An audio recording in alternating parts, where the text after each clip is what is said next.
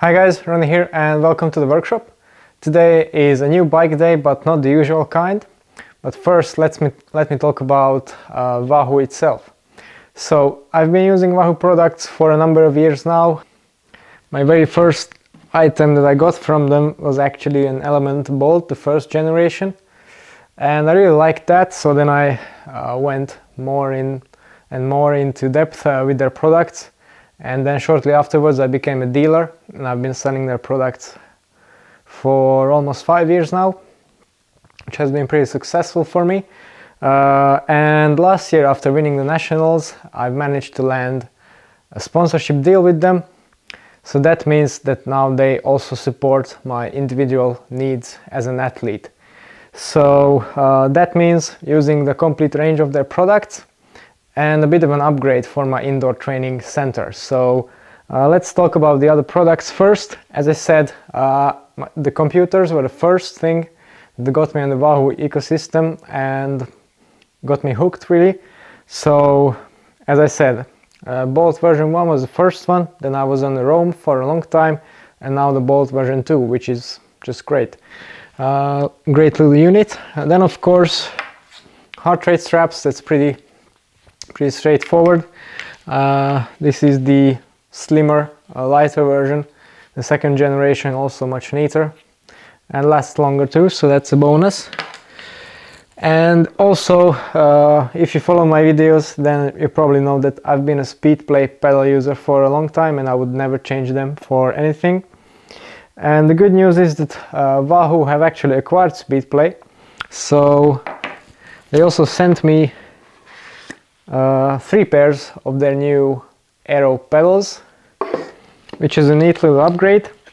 I haven't managed to try these out yet because I don't have my new bikes yet, but this is also in the pipeline, so stay tuned for that. And now let's talk about the elephant in the room, and that's the indoor training setup. Here I've also tried a couple of products from them. So I started with the Kickr 17, then the 18, and for the past 2 winters I've been on the V5, which is the most recent version with a couple of updates.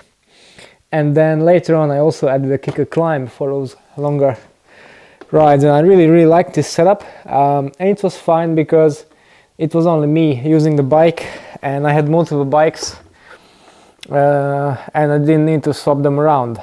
Now the situation is different. My girlfriend is also riding. We need to swap the bikes over because it's on the same size, so it's less practical.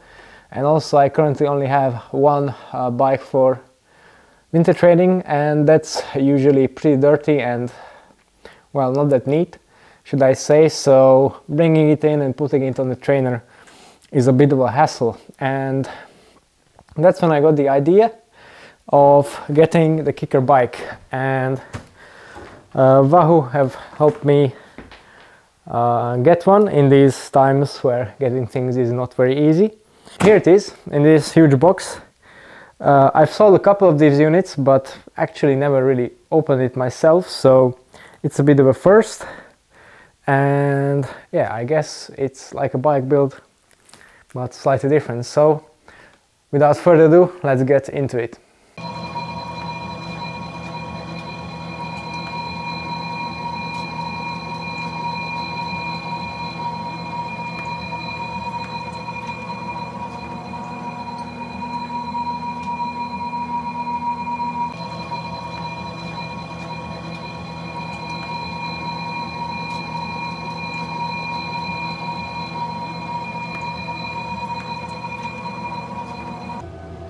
Okay guys, so as you can see, the Kickr bike is up and running.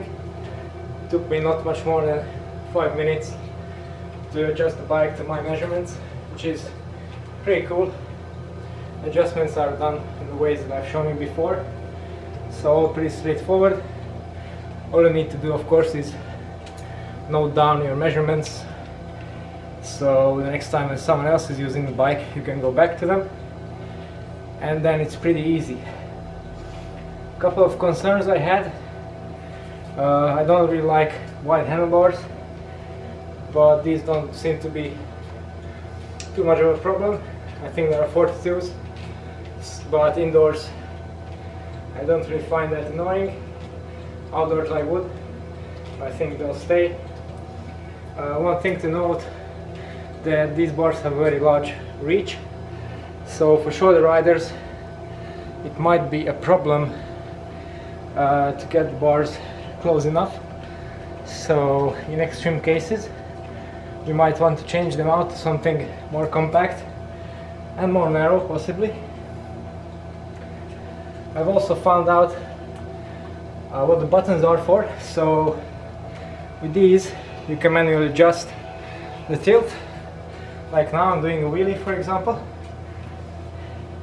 and back, but I'm connected to Zwift now, so if I switch to the unlocked version, now it goes back where the software thinks it should be.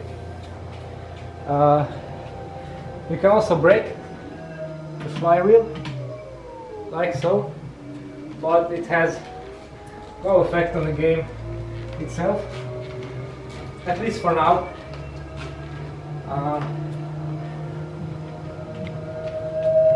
You also don't have any kind of steering control yet, so that might be up for new versions or upcoming versions. Anyway, if you race on Zwift, in most events it's not allowed anyway, so not a big deal. Another thing I found out is that because there's nothing really in front of you, I had the kick climb earlier, and even if you don't have that, you have the wheel and frame of the bike. It kind of blocks off the airflow from the headwind fan. With this one, it's completely unrestricted. It's also nice and cool. Not now, I'm doing a zonal ride without the fan to acclimatize, but other than that, it's very nice. Another thing that I had to adjust a little bit was the position of my N+ antenna. Normally I put it towards the back where the flywheel of the train was, but yesterday I got 2 power dropouts from the bike, so I moved it up here because I figured that probably it transmits the data from this electronic little section here, so now it's perfect and I didn't get any dropouts whatsoever. As for the ride feel of the bike itself, it feels really close to an actual bike on the road in terms of resistance. It changes lightning fast, so very responsive. Also the gears, you can actually feel that you've shifted, and you can adjust any type of gearing there is on the market, so it's pretty realistic in that regard. The obvious upside, of course, you can't drop your chain, you can't miss shift because it's all virtual, so ideal for racing, which I'm going to try next week. I also looked into the power numbers. I don't have any power meet pedals on me right now, but other reviewers suggest that they are perfectly fine, so I'm happy with that confirmation for now. But what about on the race, on the event, you have to have 2 measurements of power. So one was from Wahoo and one was from the Quark till now. Yeah, now I can't do that, so I would need a separate set of power meter pedals to have a double recording. I think in most events, the Kickr Bike itself, when you show that you're using that, should be fine because it's a trusted unit. And it has automatic spin down and calibration. And like the Kickr V5, it's not so easy to manipulate the power numbers, which is good. One more thing regarding the tilt. It has slightly more range, both up and down, compared to the climb. And to be honest, it feels more natural. Just because it's not just lifting the front of the bike up, but you get tilted basically at the midpoint, like if it was an actual road. Right now I have a climb coming up, and you can see the resistance kicking in, so I need to shift down to an easier gear, and you can also see slightly the tilt coming in, so all very nice indeed. A couple of you have asked about the TT position, whether you can apply it here. Well, you can fit any handlebar you want, you can fit the extensions, but I didn't do that for two reasons. One of them is I do 99% of my training outdoors whenever possible. The rest are recovery rides like today and races. And for races you want that all that matters on Zwift is how much power you can put out. So as you can see, my position here is quite relaxed, exactly for that reason. And the second reason why I didn't go for TT bars is throughout the years I've tried to get as much time in the aero bars during the winter as possible, but last year I didn't, and it didn't really make much difference, to be honest, in the spring, because eventually when you're out on the road it's completely different anyway, and you need to get used to that.